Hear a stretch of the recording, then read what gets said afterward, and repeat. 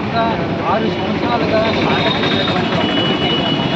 2018-2022 అంటే గత ప్రభుత్వం 4 సంవత్సరాలు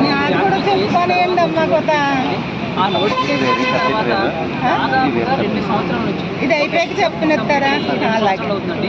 ఆ 2 సంవత్సరాలు బాబా దేనికోసం అంటే బాబు నా భర్త చనిపోయి 4 సంవత్సరాలు అయ్యింది, పిలిచినే రావట్లేదు, వెళ్ళలేదు కదమ్మా.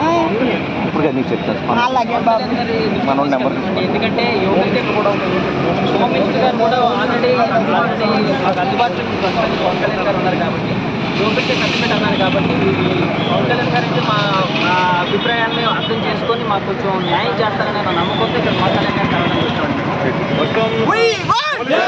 We want